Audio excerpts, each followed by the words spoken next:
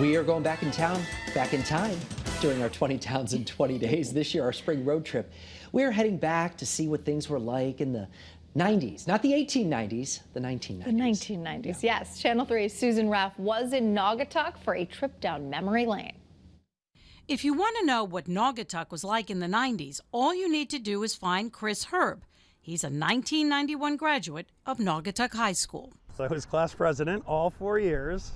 My mom is very proud of that. Chris also played football in his senior year. He was a center.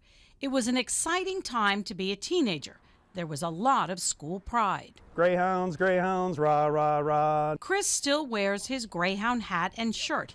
It brings him back to those days and the intense rivalry between Naugatuck and neighboring Ansonia. Naugatuck has played Ansonia for, I believe, over 120 years now.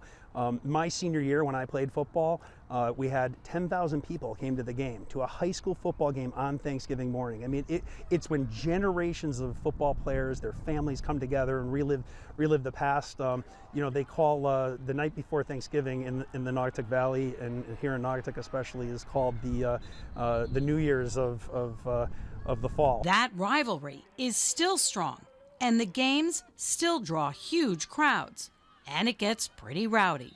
Well, I went off sides because it was so loud I couldn't hear the quarterback making the calls, so I did make a mistake. It was overwhelming. You felt like a rock star. Naugatuck, or Naugy as the natives like to say, is a small town with a lot of school spirit. The high school became sort of the center of the life if you were a teenager. That's where everybody went to see your friends, to do stuff.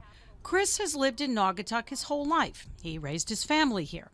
He wanted his two boys to have the same experience he had growing up. They did not play football. They were runners and swimmers, so they don't look anything like me. And apparently, Chris isn't the only one who feels a strong connection to their roots. You go to Stop and Shop on Sunday to go grocery shopping or down to the Big Y. It's almost like a mini reunion. You get to see a lot of people that we grew up with that are still in town, raising their children here. I think that common experience we all had growing up is something that we wanted to replicate for our children. And there are many things about this valley town that Chris truly appreciates. This is a special place. I'm glad that my kids can call themselves fifth generation Herbs to live in the town.